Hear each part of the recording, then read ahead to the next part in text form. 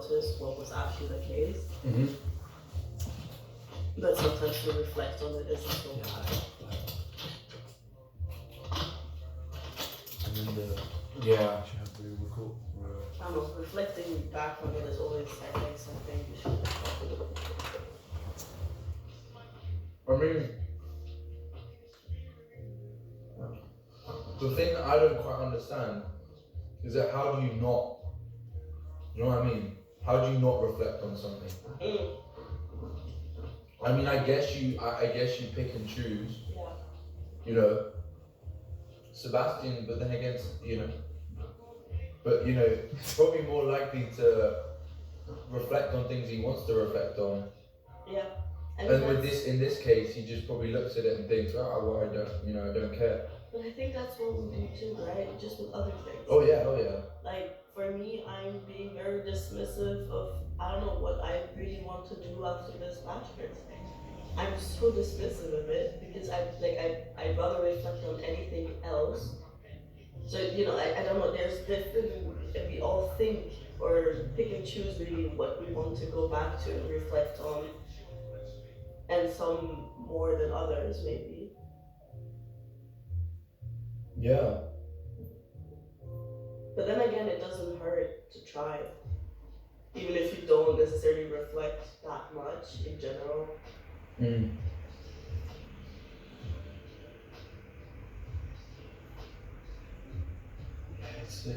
I don't know, it's weird though, because now I think about it, like, I do spend a fuck ton of my time reflecting on a lot. Like, social situations, I'll reflect on it. Yeah. If I walk away from a situation and I feel like I've been a dickhead, or that I didn't do something correctly, or the way I've been acting is wrong, like, I'll think about it. Yeah. You know? And I think that is just I think like I am like that in nature. What? Do you want some? Pizza. I do think it can be, it's not Pizza. but I think it's learned from a very, very young age on. Really? No, I think this is in me. No, I don't know. I think it is because me and my dad both yes, of course, I agree that I think that a massive part of it is nature. But do you think your brother is like that, for instance? No. But my dad is, and my mom isn't. Yeah. My dad is, you know, he's very kind of like lives in his own little circle, and like he has his little world, and he's pretty content with it. And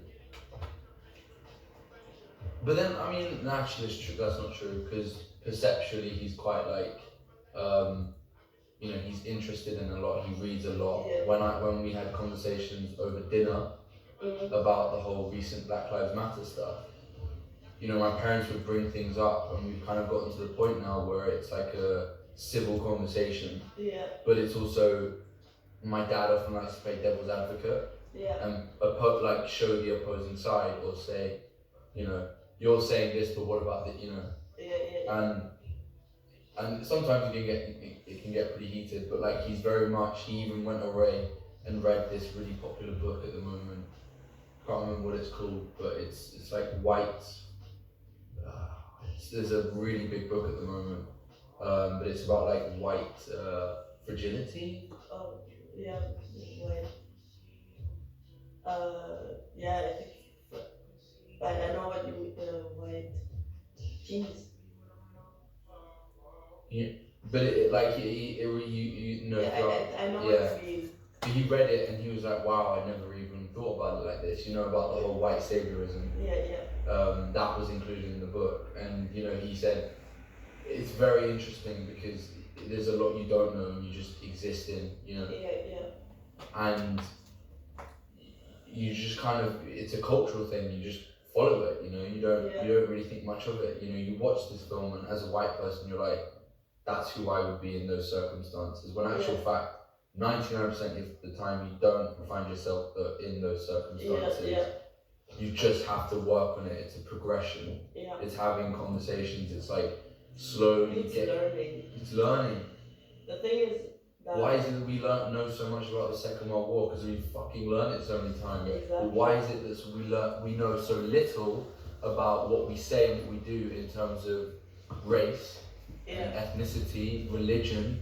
It's because we don't have any fucking clue what they are, or what, like, you know, how.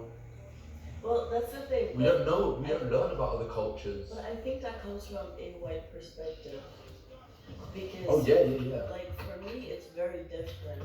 I grew up very differently. I grew up, like, pretty much forced to, like, have your eyes wide the open. music in the background. Because, so you know, good. being born in the ghetto of Paris, I think, is one of the places where you see capitalistic Europe at its utmost. With what do you have it? Chips. People that were the pizza and had skyrocketing crime rates. And you know, like, as a toddler, I don't think I should have been exposed to some of those things. Really? But somehow I knew about those dangers being around me, and my primary school library was burned. At the neighbors, there was a bomb warning. There's been multiple bomb warnings in the neighborhood. Really? Knife fights in kindergarten. So the mentality in general was not in any way really supportive, and you're exposed to that environment. And having an academic mom and eventually moving to a very white dominated school and moving into another area that the was also conversation dominated by leads to us migrants, just get shitting on exposed America. to I forgot about that part. And I also Wait, the can last we pause 5 it? minutes. I need the The toilet. contrast between my parents. I don't know why, but I feel Section like of my parents, listening back to it section. makes me feel like we're being listened to now. Yeah. We are! Inception, my guy. Oh my god! I forgot! I did it as well. Oh my! The whole time I thought to myself, I'm being listened to, but I could not for the life. I was listening to the video, and I was like, nah. I mean, like I'm listening to it, you know.